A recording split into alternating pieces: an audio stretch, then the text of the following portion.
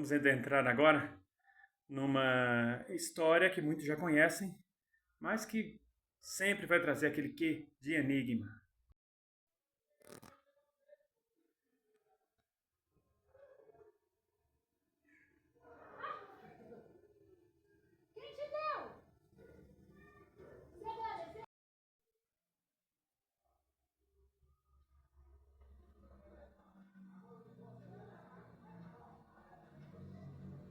Tá aí, todo mundo já ouviu falar no cangaço brasileiro. Virgulino Ferreira, Lampião.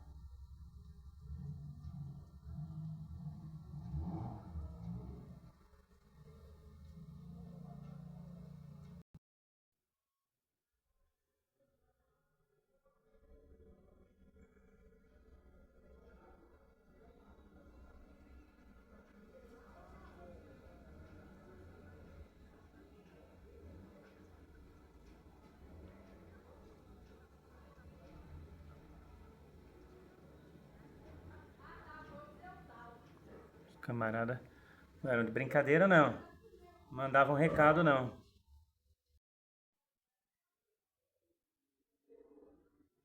É o Lampião.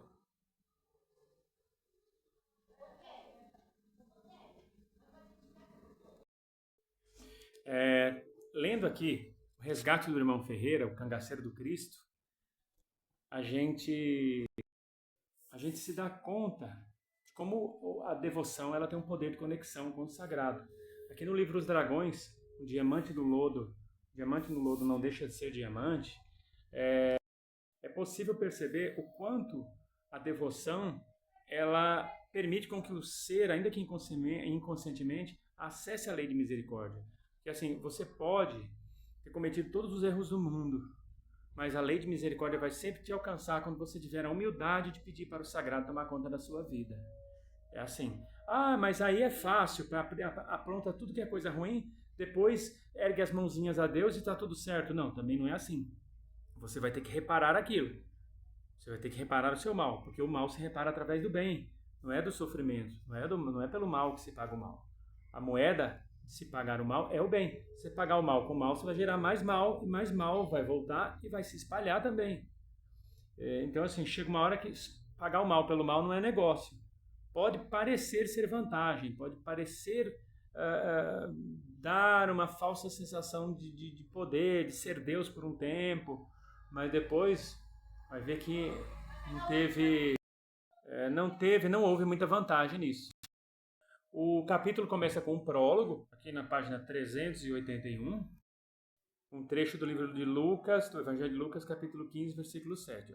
Digo-vos que assim haverá alegria no céu por um pecador que se arrepende, mais do que por 99 justos que não necessitam de arrependimento. Por quê? Porque isso vem mostrar que todo o trabalho dos seres da luz para que os seres encontrem a paz não foi em vão. Na página 385, interessante, que narra uma história que fala sobre as questões dos ovoides. Lá pergunta, ovoide, já ouvi falar, e os vibriões, o que são? Aí primeiro uma pessoa vai falar, o vibrião é o nome usado no Vale, no vale do Poder, para criaturas com larga soma de culpa consciencial. São largados em açudes fétidos, únicos locais onde conseguem uma réstia de vida até que sejam decididos como serem usados. São vigiados e mantidos lá por longo tempo. Habitualmente são manipulados por ações de vampirismo nos planos enfermiços dos comandantes do mal, junto aos encarnados, não tendo nenhuma capacidade de reação, servem como predadores inconscientes. Então vamos falar primeiro dos ovoides. Há muito mito ainda sobre os ovoides.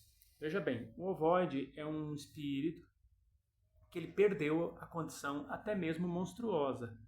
Quando o espírito ele fica muito tempo num grau num distanciamento da consciência crística ou evolutiva, ele se afasta da evolução, ele começa a involuir progressivamente no mal e na imoralidade. Quando eu falo de imoralidade, não é necessariamente a moral das religiões, tá? Quando ele começa a ir contra os princípios divinos. de compaixão, empatia, amor, solidariedade, fraternidade, entendimento, justiça. Quando ele fica longe de tudo isso e começa a fazer o contrário de todas essas prerrogativas divinas, não estou falando de moral religiosa, tá? Quando ele se afasta dessa moral divina, totalmente, por muito, muito tempo, ele vai assumindo formas monstruosas, às vezes animalescas, às vezes monstruosas mesmo, que mistura coisas assim. Vocês já assistiram aqueles filmes de terror com aqueles seres, então, daquele jeito. E aí o que acontece? Ele, com o passar do tempo, nem essa forma o perispírito dele consegue sustentar mais. Ele perde até essa forma e entra numa espécie de forma descomunal ou algo amorfo. E ele vai entrando num processo de... como se ele fosse um casulão. Sabe um casulo? Como se ele fosse um casulão. Ele vai perdendo a força e vai a forma e vai assumindo um formato de uma espécie de casulo maciço. E a coisa é tão esquisita que primeiro ele fica parecendo aquelas larvas que viram bicho, que viram borboleta. E depois ele vai assumindo a forma mesmo como se fosse de um casulão, um casulo grande, que recebe o nome de ovoide, não fique com um ovo.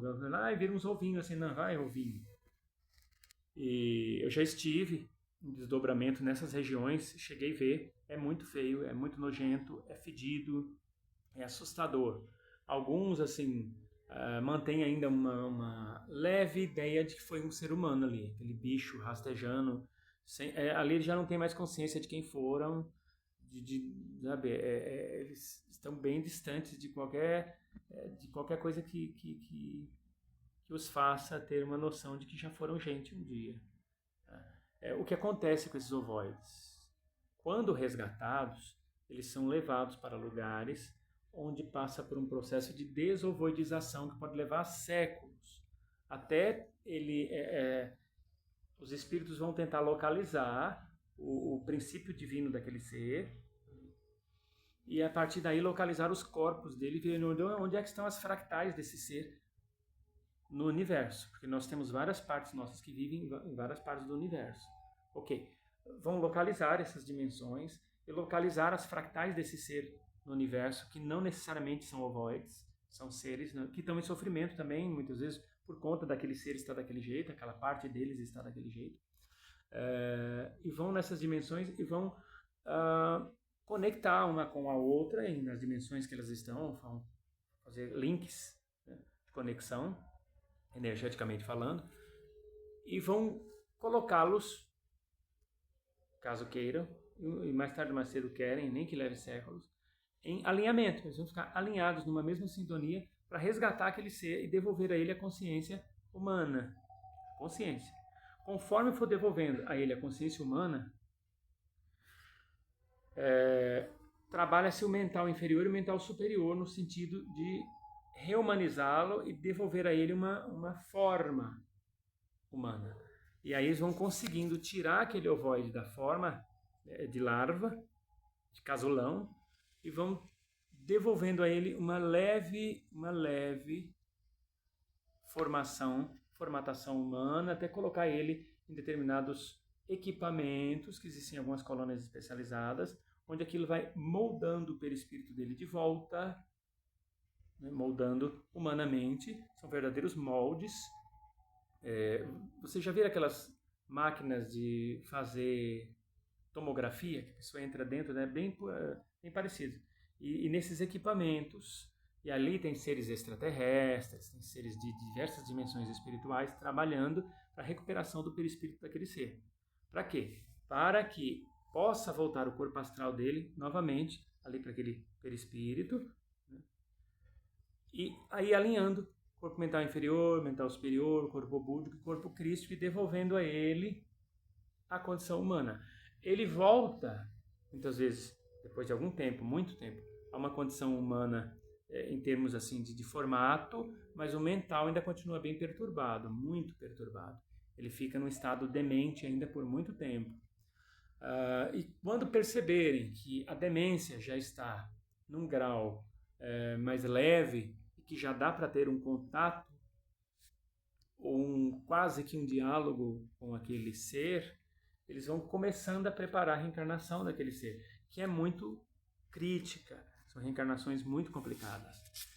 São reencarnações assim que muitas vezes a gravidez não vinga, nasce com muitos defeitos, inclusive de natureza neurológica e psiquiátrica, não em uma encarnação só, mas em várias, nessas condições muito difíceis. Eles têm ataques, enquanto estão na matéria, obsessivos, tremendos, muitas vezes nascem em condições socioeconômicas muito difíceis, além das condições psíquicas e neurológicas também muito complicadas. Então a vida deles não é fácil.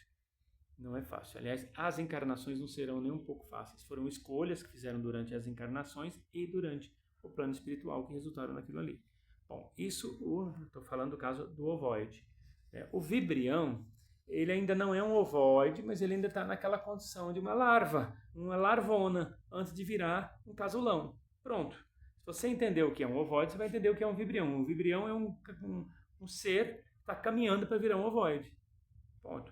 E aqui, nesse livro, fala que o vibrião, né, lá no Vale do Poder, que é comandado pelos dragões, eles são jogados num lago, onde ficam lá para serem usados pelos seres das trevas como predadores inconscientes. Né? Seres monstruosos que são jogados em cima, muitas vezes, de determinadas situações, pessoas, para se alcançar algum objetivo. Geralmente após trabalhos de magia negra encomendados. Hernani, pode ser que eu tenha algum parente meu que esteja nessa situação. Se você tiver algum parente seu nessa situação, você, mais tarde ou mais cedo, essa condição, porque nós estamos todos enredados. Nós estamos todos enredados uns nos outros. Você nasce numa família, você nasce dentro de uma teia energética ligada a todos os espíritos que pertenceram àquela linhagem, àquela família, seus antepassados. Então, se você tem algum antepassado dessa encarnação atual ou de outra que está nessa condição de vibrião ou de ovoide, pode ter certeza que na sua família vão ter várias pessoas com problemas psiquiátricos. Muitos. Inclusive síndrome de pânico, muitos acidentes vasculares cerebrais, tudo porque a energia deles irradia através de fios que conectam-se aos descendentes e se distribuem. Assim como se você tem seres de luz na sua família, essas energias de luz também se distribuem entre os descendentes. Você tinha lá um bisavô, que hoje em dia está numa 7ª, 8ª dimensão, é um espírito de bastante luz, a energia dele vai alcançar todos vocês. Aqueles que estão também numa condição bem ruim, a energia deles, também vai alcançar todos vocês, por uma questão de conexão. E por isso, você tem que orar e vigiar sempre, porque vai chegar em você a vibração mais compatível com a de seus antepassados e ancestrais. Se você não vibra no bem, você acha que você vai puxar a energia de quais antepassados ancestrais? Dos que estão na luz? É claro que não. Bom, e nesse capítulo fala do resgate do lampião no umbral, né? Página 389. Eles foram para uma região umbralina e foram lá resgatar o lampião. Foram lá resgatar o lampião, esse espírito de luz, trazer o lampião para a luz. Porque o lampião, ele era um homem de muita fé. Tá? Pode falar o que for do Virgulino Ferreira, mas ninguém pode dizer que não era um homem de muita fé. E a fé dele era verdadeira, a devoção dele era verdadeira. E isso conta para se alcançar a lei de misericórdia. Então aqui, na página 389, tem quando chegam naquele lago onde estão os vibriões, uma pessoa pergunta: em que ponto do açude está a Ferreira? Aí um espírito lá que cuida do lago para que as coisas se mantenham lá na ordem deles, né? O velho bandoleiro, ou seja, o velho cangaceiro, ele mesmo, disse o benfeitor, que vai fazer com aquele verme traidor vingança particular, que eles dizem que o chamam de verme traidor, porque o Lampião, no entender deles, deveria servi-los, e terminou que optou pela luz. Aí o espírito ali que cuidava do lago, um dos dragões, né, aponta, ó, veja aquela pedra de ponta aguda, e apontou para um local no meio do lago. Lá costuma ficar o Ferreira.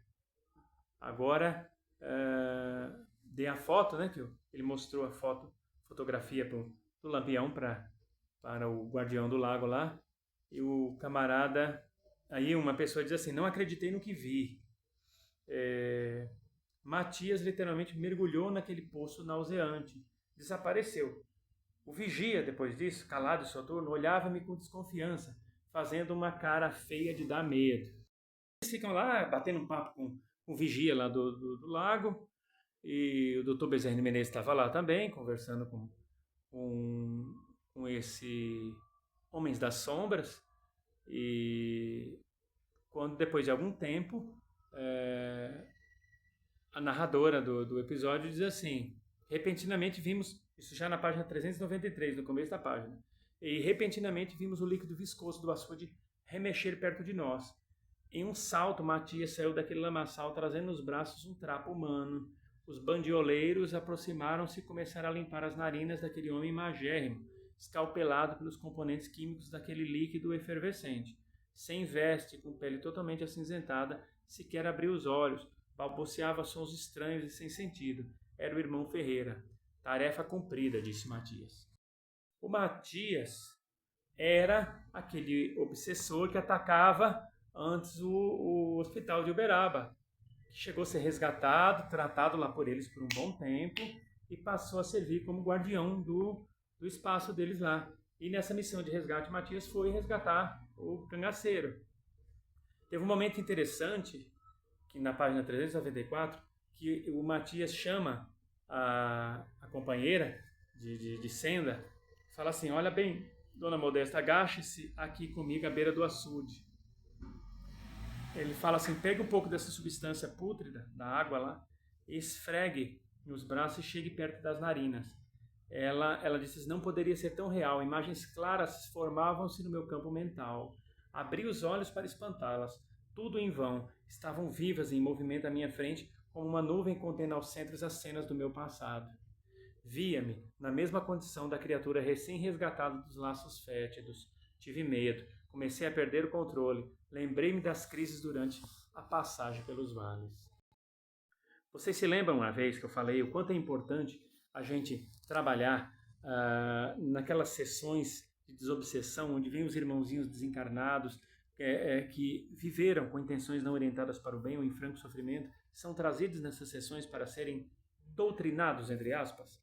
Então, e que eu falei que tem médium que só quer receber espírito de luz e não quer receber esses irmãos, talvez com medo, se sentindo meio que um sub-popstar ou alguma coisa assim. Cada um tem suas razões, mas não justifica o fato de não querer dar passividade para esses irmãos, ou seja, não querer incorporá-los. Por quê? Eu fiz aquele comentário no outro vídeo. Porque está cheio de médium assim, que não quer receber esses irmãos necessitados. E um dia todo mundo foi um necessitado.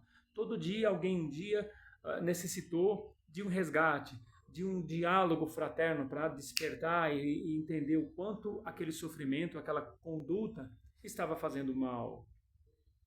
Essa mulher, embora uma pessoa do bem, quando entrou em contato com a água do lago, fechou os olhos, imediatamente ela teve uma regressão mnemônica e viu que um dia ela também precisou ser resgatada. Um dia ela também esteve na chafúrdia. Um dia ela também esteve naquela condição que fez parte do processo evolutivo dela, por consequência das escolhas e atitudes que teve. E quando a gente fala, você aí, você pode ajudar o seu próximo em oração, em atitude, não importa o que você faça na casa que você trabalha, seja um terreiro de umbanda, um centro kardecista, divinista, uma igreja católica, evangélica, o que for, nem que a sua função lá seja abrir e fechar a porta para as pessoas, seja só dizer um oi. Você está ali a serviço da luz, você está ali cumprindo uma tarefa que para a evolução do seu espírito, por mais ínfima que pareça ser aquela tarefa, tem um papel importante dentro da grande dramaturgia cósmica, entendeu? Nada será desperdiçado pelo universo. Então, o resgate de Virgulino Ferreira foi um resgate assim importantíssimo, porque hoje é um espírito de muita luz trabalhando a serviço do bem. Eu próprio tenho contato quase que cotidiano com o irmão Virgulino Ferreira, uma pessoa fantástica, de uma humildade assim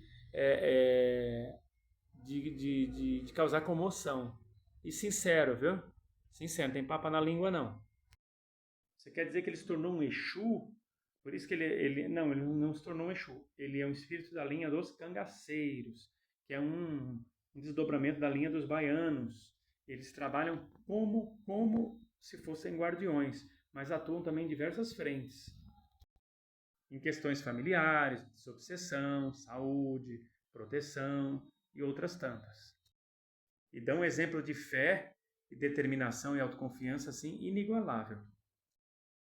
Se você tem preconceito com a linha dos cangaceiros, meus pêsames para você. Tente se libertar disso o quanto antes, porque são entidades maravilhosas e que só tem a acrescentar. Eu vou pedir a você encarecidamente que adquira o livro Os Dragões, tá? Da editora do For. É um livro escrito pelo médium Vanderlei Oliveira, pelo espírito Maria Modesto Cravos. Né? Não estou ganhando nada em dinheiro para fazer propaganda desse livro. Estou apenas indicando para que você tenha um excelente livro em suas mãos e possa aí aumentar o seu cabedal, bom? E entre em contato com a gente pelo DDD 11, telefone 965519042, para sugerir temas e também saber como é que você faz para nos doar livros. Porque esses livros chegando nas nossas mãos, nós vamos poder fazer mais vídeos como estes e aí está dando a oportunidade para que as pessoas conheçam outras formas de pensar. Encerraremos aqui com algumas imagens, todas verdadeiras e reais, do tempo do cangaço. Muito obrigado, continue com a gente, dê uma forcinha aí no nosso canal, se inscreve, divulgue os nossos, se inscreve no nosso canal, divulgue os nossos vídeos e vem com a gente.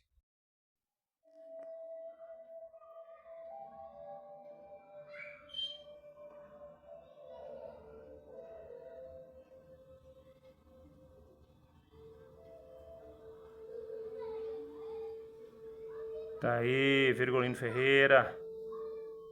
Virgulino Ferreira. Cabra bom.